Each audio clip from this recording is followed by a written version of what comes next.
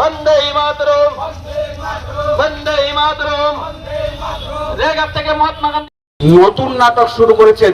দেখবেন ভারতীয় জনতা পার্টির নেতারা জি রামজি এই যে প্রকল্প, নতুন প্রকল্পের নাম ঘোষণা করলেন, সেটা নিয়ে হাটে ঘাটে বাজারে সেখানে চর্চা শুরু করেছেন।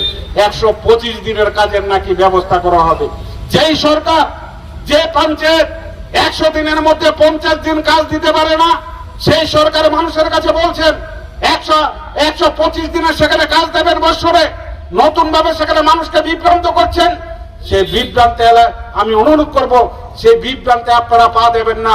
আমরা জাতীয় কংগ্রেস স্পষ্টভাবে সেখানে বলতে চাই, এই লড়াই আজকে শুধু কংগ্রেসের লড়াই নয়, এই লড়াই আজকে শুধু উদয়পুর সেখানে কংগ্রেসের নয়, এই দেশের সমস্ত গরিব অংশের মানুষ, শ্রমিক অংশের মানুষ, যারা রেগা শ্রমিক, যারা দিনমজুর, সমস্ত অংশের মানুষ এক বাক্যে চিৎকার করে বলছেন যে কংগ্রেসের পরিচালিত এই যে রেগা প্রকল্প, সেই প্রকল্পের মধ্যে কাটছাট চলবে না।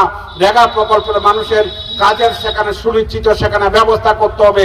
রেগা প্রকল্পের শ্রমিকের সেখানে যে দ্রব্যমূল্য বৃদ্ধি, সেই বৃদ্ধির বাজারে রেগা প্রকল্পের শ্রমিকের মজুরি সেখানে বৃদ্ধি করতে হবে। এই নিয়ে আমরা আমাদের জেলা কংগ্রেসের তরফ থেকে গুমতি জেলা শাসকের কাছে সেখানে বক্তব্য রেখেছি। আমাদের বক্তব্য উনি সেখানে অত্যন্ত মন দিয়ে শুনেছেন।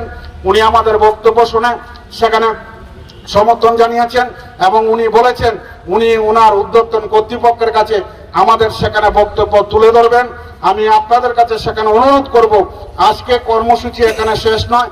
আগামী দিন এই প্রকল্পকে বাঁচানোর স্বার্থে ত্রিপুরা প্রদেশ কংগ্রেস আরো সেখানে ঐতিহাসিক সেখানে আন্দোলন সেখানে ঘোষণা করবে। সে ঐতিহাসিক আন্দোলনে আপনারা সবাই সেখানে সামিল হবেন, এই কথা বলে